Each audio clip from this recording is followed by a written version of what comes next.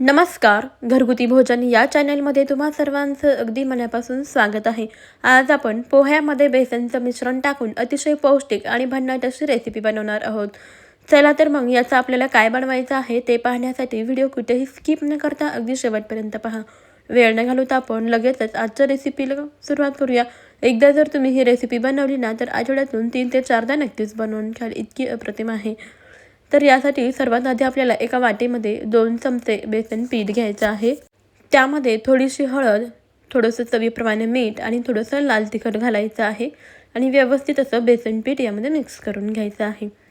आता आपल्याला यामध्ये थोडं थोडं करत पाणी घालायचं आहे आणि याचं मिश्रण बनवून घ्यायचं आहे.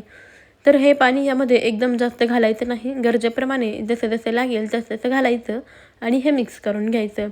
यामध्ये अजिबात गुठळा वगैरे राहायला नको, त्यामुळे थोडं थोडं पाणी घालून आपण याचं मिश्रण बनवून घेऊया.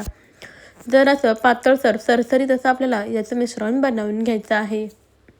व्यवस्थित असं मिक्स करून घेऊयात.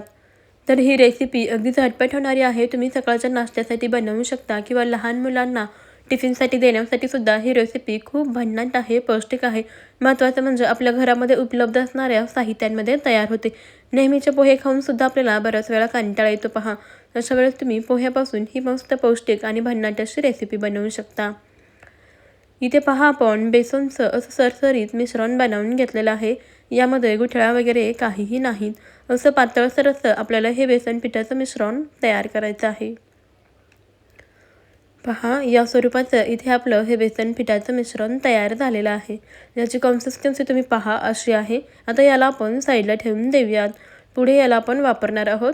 आता इथे एका बाउलमध्ये आपल्याला घ्यायचं आहे 1 वाटी पोहे. जे आपण कांदे पोहे करता वापरतो ते पोहे घ्यायचे. यामध्ये पाणी घालायचं आणि पोहे स्वच्छ पाण्याने व्यवस्थित असे धुवून घ्यायचे. यावरती काही डस्ट असेल, काही कचरा असेल यामधला तर तो निघून जातो. आता यामधलं पाणी काढून टाकायचं. पोहे व्यवस्थित धुवून घेतले. आता यावरती झाकण ठेवून पोहे व्यवस्थित असे भिजवून घेऊयात. 10 मिनिटानंतर यावरती झाकण काढलेलं आहे आणि इथे तुम्ही पाहू शकता पोहे अगदी मस्त मऊसूद असे भिजलेले आहेत. आता लगेच आपल्याला यामध्ये आपण तयार केलेलं बेसनचं मिश्रण घालायचं आहे. हे सर्व मिश्रण पोह्यामध्ये घालूया. बेसनचं मिश्रण पोह्यामध्ये घालायचं आहे आणि व्यवस्थित असं मिक्स करून घ्यायचं आहे. छान एकजीव करून घेऊया. तर यामध्ये मिक्स करून घेतल्यानंतर पोहे पहा अशा पद्धतीने यामध्ये मॅश करून घ्यायचे, म्हणजे आता छान असं मिश्रण तयार होतं.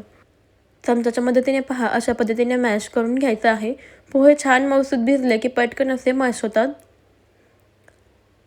तर मंडळी, तुम्हाला एक निवेदन आहे की तुम्ही आपला हा व्हिडिओ कोणत्या शहरातून किंवा मग कोणत्या गावातून पाहत आहात ते मला कमेंटमध्ये नक्कीच सांगा. म्हणजेच मला सुद्धा समजेल की आपले व्हिडिओ कुठपर्यंत पोहोचतात. सोबतच तुम्ही जर आपल्या घरगुती भोजन चॅनलवर प्रथमच आला असेल किंवा चॅनलला अजूनही सबस्क्राईब केलं नसेल तर पटकन सबस्क्राईब करा. कारण आपल्या चॅनलवरती मी अशाच खूप साऱ्या भन्नाट, पौष्टिक आणि युनिक अशा रेसिपीज अपलोड केलेल्या आहेत किंवा अशाच नवनवीन रेसिपी घेऊन येते, त्या तुम्हाला पाहायला मिळतील. त्यामुळे नक्की सबस्क्राईब करा. व्यवस्थित असं मिक्स करून घेतलं की आता यामध्ये आपल्याला काही भाज्या घालायच्या आहेत. जसे की इथे मी यामध्ये घातलेला आहे बारीक चिरलेला कांदा, टोमॅटो आणि हिरवी मिरची. तुम्ही तुमच्या आवडीप्रमाणे यामध्ये आणखीन भाज्या घालू शकता. जसे की शिमला मिरची असेल, गाजर असेल, बीट असेल, कोबी, ज्या काही भाज्या तुम्हाला आवडतात त्या सर्व भाज्या तुम्ही यामध्ये घालू शकता. कोथिंबीरसुद्धा घालू शकता. माझ्याकडे अवेलेबल नव्हती त्यामुळे मी वापरलेली नाही. आता सर्व भाज्या यामध्ये व्यवस्थित असं मिक्स करून घ्यायचं. आता यामध्ये आपल्याला थोडासा गरम मसाला किंवा किचन किंग मसाला घालायचा आहे. इथं मी यामध्ये थोडासा किचन किंग मसाला घातला आणि व्यवस्थित असं मिक्स करून घेते. यामुळे आपल्या या पदार्थाला आणखीनच खूप छान अशी चव येते. सर्व जिन्नस व्यवस्थित असे मिक्स करून घेतलेले आहेत. सर्व छान एकजीव असं करून घेतलं. आता यामध्ये आपण आणखीन थोडंसं लाल तिखट घालूया. तिखट जसं आवडतं त्यानुसार तुम्ही यामध्ये घालू शकता. चवीप्रमाणे मीठ घालायचं आणि व्यवस्थित मिक्स करून घ्यायचं. यामध्ये आपल्याला 1 चमचा जिरे घालायचे आहेत आणि आता व्यवस्थित असं मिक्स करून घेऊया. सर्व साहित्य छान एकजीव असं करून घ्यायचं आहे. इथे तुम्ही मिश्रण पाहू शकता घट्टसर आहे, त्यामुळे आपण यामध्ये आणखीन 2 चमचे पाणी घालून हे मिश्रण जरासं पातळसर बनवून घेऊया. याच वाटीमध्ये 2 चमचे पाणी घातलेलं आहे. आता हे पाणी आपण यामध्ये घालून व्यवस्थित मिक्स करून घेऊया. हे मिश्रण आपल्याला मध्यम अशा स्वरूपाचं जरासं पातळ बनवून घ्यायचं आहे. जास्त घट्ट पण नाही आणि जास्त पातळही नाही, जरा मध्यम अशा स्वरूपाचं आपण हे मिश्रण बनवून घेऊया. इथे तुम्ही पाहू शकता आपलं मिश्रण आहे ना ते या स्वरूपाचं झालेलं आहे. मध्यम अशी याची कन्सिस्टन्सी झालेली आहे. आता हे पोह्याचं मिश्रण आपलं तयार झालं. आता यानंतर लगेचच आपल्याला गॅसवरती पॅन ठेवायचा आहे. पॅन व्यवस्थित असा गरम झाला की याला तेल लावून घ्यायचं आहे. इथे तुम्ही तेलाऐवजी तूप किंवा बटरसुद्धा वापरू शकता. आता पॅनला व्यवस्थित असं तेल लावून घेतलं. तयार केलेलं पोह्याचं मिश्रण आता यावरती घालायचं आहे. 2 चमचे मिश्रण आपण यावरती घालूयात. हे मिश्रण पॅनवरती घातल्यानंतर याला चमच्याच्या साहाय्याने अशा पद्धतीने आपल्याला पसरवून घ्यायचं आहे. जास्तही जाड पसरायचं नाही, हलकं थोडंसं पातळसर पसरवून घ्यायचं आहे. पहा अशा पद्धतीने इथे आपण याला पसरवून घेतलेलं आहे. इथे आपण याचे थालीपीठ बनवत आहोत. पोह्याचे झटपट असे होणारे हे थालीपीठ आहेत. व्यवस्थित पसरवून घेतलं. आता आपल्याला यावरती झाकण ठेवायचं आहे आणि 4 ते 5 मिनटं अगदी बारीक गॅसवरती याला व्यवस्थित असं भाजून घ्यायचं आहे. बारीक गॅसवरती भाजल्यामुळे हे खूप छान खमंग असे भाजले जातात. यामध्ये आपण बेसनचं मिश्रण वापरलेलं आहे ना, त्यामुळे ते सुद्धा खूप छान असं शिजलं जातं आणि याला चव आणखीनच भन्नाट येते. एक 4-5 मिनिटानंतर यावरचं झाकण काढूया. आता वरच्या बाजूने आपल्याला थोडंसं तेल लावून घ्यायचं आहे आणि आता आपण याला पलटवून घेऊया. गॅस आपल्याला बारीकच ठेवायचा आहे. पहा हे अगदी पॅनपासून अलगद निघते, अजिबात पॅनला चिकटत नाही. आता पलटवून पाहूया. पहा खालच्या बाजूने व्यवस्थित असं भाजलं गेलेलं आहे, छान खमंग भाजलेलं आहे. आता याची दुसरी बाजूसुद्धा आपल्याला अशीच व्यवस्थित भाजून घ्यायची आहे. पहा दोन्ही बाजूनी अलटीपलटी करून आपण हे पोह्याचे थालीपीठ मस्त असे भाजून घेतलेले आहेत. अगदी छान खमंग असं भाजून घ्यायचं. आता याच पद्धतीने मी तुम्हाला आणखीन एक थालीपीठ बनवून दाखवते.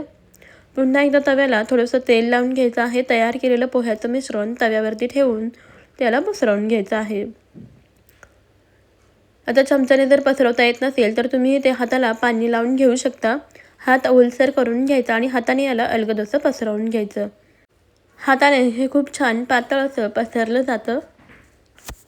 हे पोह्याचं थालीपीठ अतिशय झटपट असे तयार होतात. यासाठी आपल्याला कोणतीही पूर्वतयारी करावी लागत नाही. महत्त्वाचं म्हणजे घरामध्ये उपलब्ध असणाऱ्या साहित्यांमध्ये आपण बनवू शकतो. खायलाही पौष्टिक आहे. महत्त्वाचं म्हणजे अगदी कमीत कमी तेलामध्ये तयार होते. तुम्ही लहान मुलांना टिफिनसाठी सुद्धा तुम्ही हे थालीपीठ देऊ शकता. पहा याला व्यवस्थित असं आपण पसरवून घेतलं. आता यावरती झाकण ठेवून याला व्यवस्थित असं भाजून घेऊया. गॅस मध्यम किंवा बारीकच ठेवायचा. यामुळे हे थालीपीठ खूप छान खमंग असं भाजलं जातं आणि याची चवसुद्धा आणखीनच वाढते. त्यामुळे गॅस बारीकच ठेवायचा आहे. 4 ते 5 मिनिटानंतर आपण यावरचं झाकण काढूया.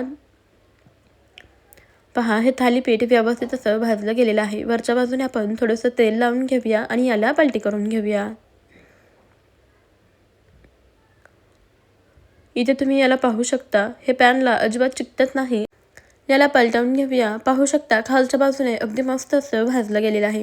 पहिल्या थालीपीठपेक्षा नंतर तवा तापला ना की बाकीचे थालीपीठ खूप छान खमंग असे भाजले जातात. पहा याला आपण दोन्ही बाजूने अलटीपलटी करून छान खमंग असं भाजून घेतलेलं आहे. पहा याला रंगसुद्धा अगदी मस्त आलेला आहे. आता लगेच आपण याला पॅनवरून काढून घेऊया. याच पद्धतीने तुम्ही सर्व थालीपीठ बनवून घेऊ शकता. आवडीप्रमाणे यामध्ये वेगवेगळ्या भाज्या घालू शकता, जेणेकरून हे थालीपीठ आणखीनच पौष्टिक होईल. पाहू शकता अगदी मस्त असे इथे आपले पोह्याचे थालीपीठ तयार झालेले आहे. माझं या साहित्यांमध्ये या साईजचे 3 थालीपीठ तयार झाले. तुम्हाला जितक्या लोकांसाठी बनवायचे आहे त्यानुसार तुम्ही साहित्य कमी जास्त प्रमाणामध्ये घेऊन बनवू शकता. हे थालीपीठ असेच खायलासुद्धा खूप छान लागतात. दहीसोबत खाऊ शकता किंवा तुमच्या आवडीच्या कोणत्याही चटणीसोबत सॉससोबत तुम्ही सर्व करू शकता.